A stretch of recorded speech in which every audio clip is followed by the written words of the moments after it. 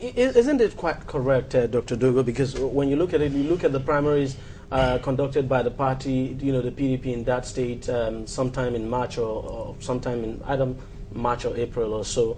The primaries, they're very controversial, even though a candidate eventually emerged. Some other aspirants came out and say, look, no election took place and all of that. That it even stands to reason that because of that controversy, it would make sense to hold a fresh primary now. I probably differ in my view with respect to that. Because of that controversy, maybe you should say what took place then and was actually ascertained by the people who actually nominated him, it should stand. It is not long enough, it is not sufficiently long enough to say that, look, fresh primaries have to be conducted. Secondly, the court did not nullify the primaries. The court was concerned with only the governorship. And you also have to bear in mind the cost implication to the person that must have spent enormous resources to contest the primaries and won.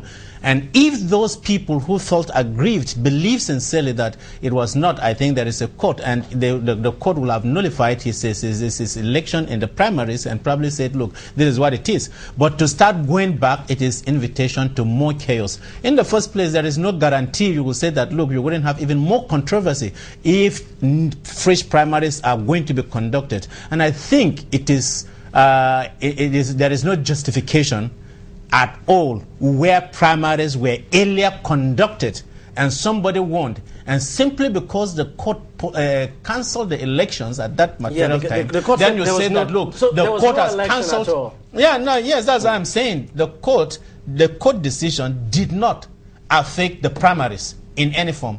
And I do not think there is need for any state that did the primaries at that material time to say, look, they have to go back to the same process and go through the same process. It doesn't benefit anybody. It is only more cost to those candidates. And I believe those that are contesting the issue are probably more selfish and believe that they have to be the person or to have to be the people that should be there. And that is the problem we have with our political system. Should this be about cost or getting the process right? I mean, we're talking about a situation where it's like you're building something on nothing, because the court said, well, election should not have taken place, and that election did not take place.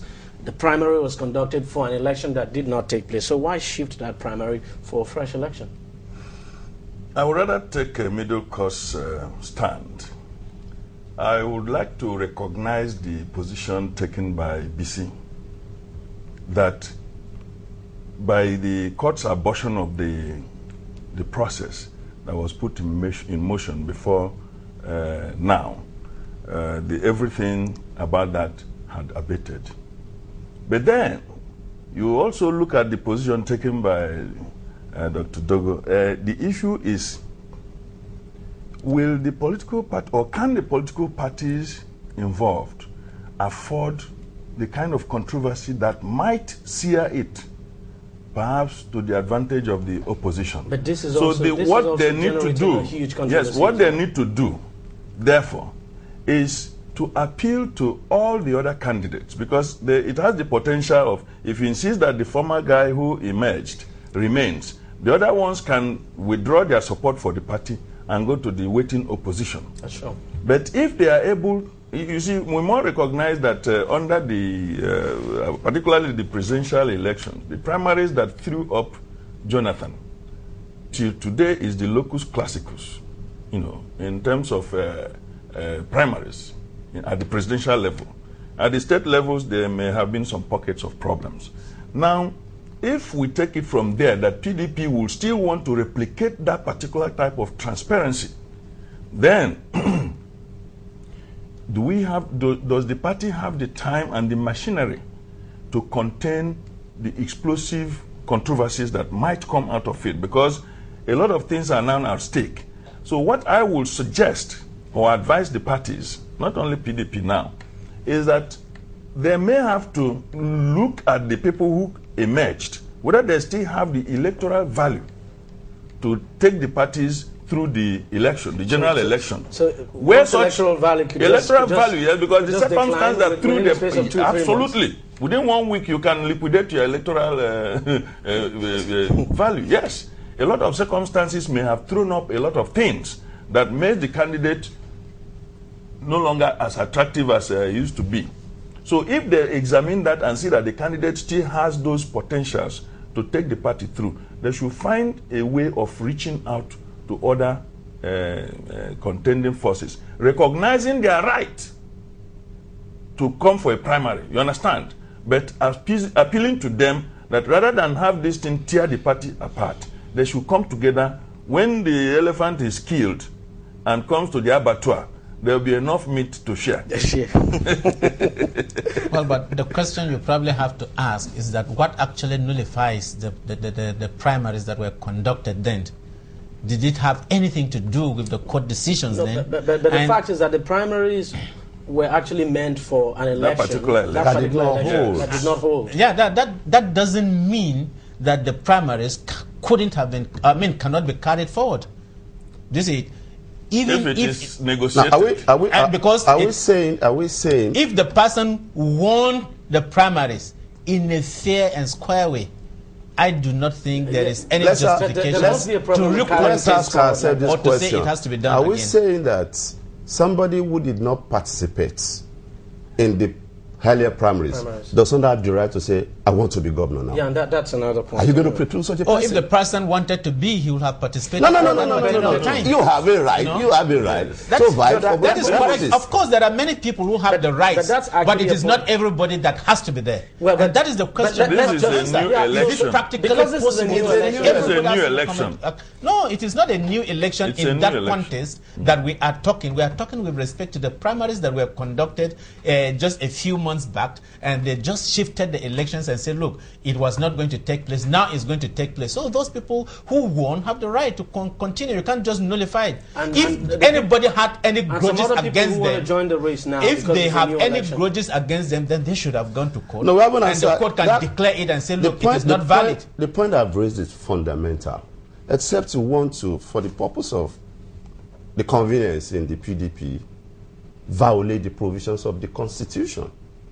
Anybody that is qualified, that satisfies the conditions precedent, has a right to say he wants to contest. Are you going to preclude him? No, unless you also prove that the person who won the primaries and is supposed to stand now, there is any violation of the Constitution, either the political party's Constitution or any other. We're talking about that's why I said this is an item for negotiation. They must recognize that all the contending forces have their rights protected under the law.